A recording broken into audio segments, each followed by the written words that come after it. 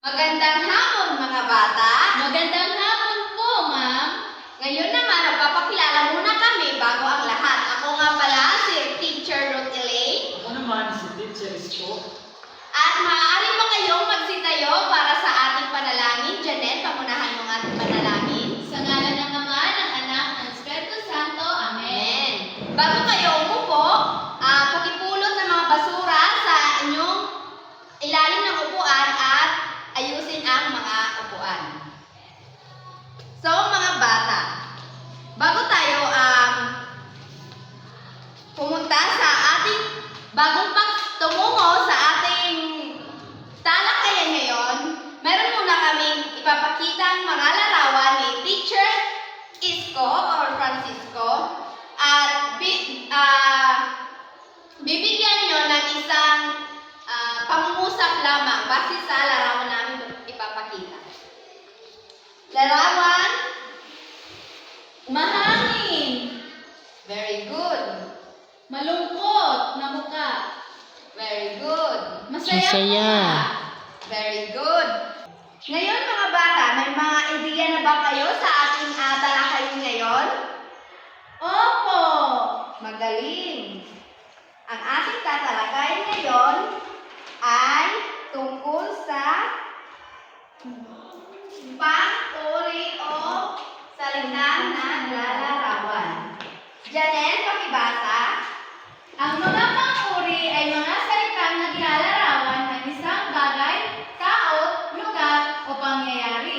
Pang-uring panlarawan ay tumutukoy sa kulay, hugis, hitsura, lasa, amoy, katangian at damdamin. Halimbawa, masarap na pagkain. So, pang-uri, ang pang-uri ay ang salitang mga naglalarawan sa isang bagay, tao, hayop, lugar at pangyayari. Halimbawa na lamang ang masarap na pagkain. So, ang pang-uri dito ay ang salita masarap. Dahil inilalarawan nito ayon sa lasa ng pagkain. Ngayon naman, meron ako dito mga iba pang halimbawa. At gusto ko kayo naman ang magsasagot nito. Ngayon naman, narito ang ating mga halimbawa. So, ang halimbawa, ang number 1, ako muna ang sasagot. So, pakibasa. Malusog ang alaga kong aso. So, ang pang-uri dito ay ang salita Malusog. malusog. Kaya niyo na bang sagutan ang mga iba pang halimbawa? Opo. Okay, Janelle? Papunta rito.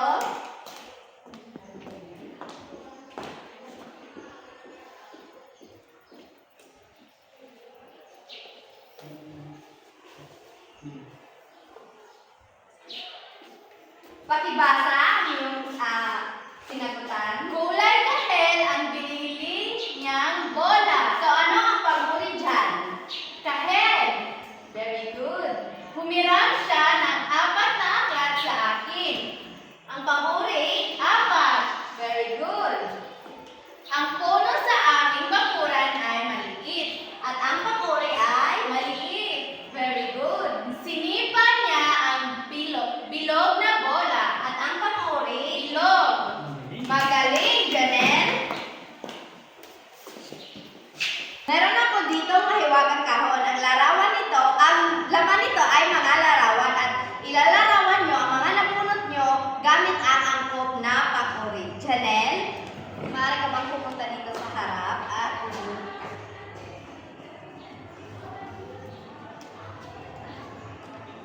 Maulam ang panahon ngayon. very good. Isa pa. Ang ice cream ay malamig. Very good. Naunawaan niyo na ba ang ating paksa tinalakay ngayon, mga bata? Opo. Magaling. Ngayon naman ay may papasagutan kami sa inyo. For grade 2,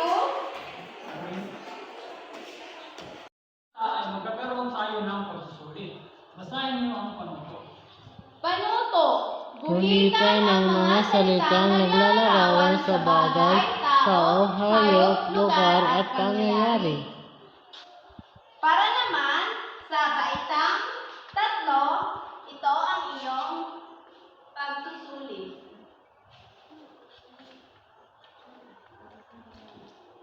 Pakibasa ng panutot.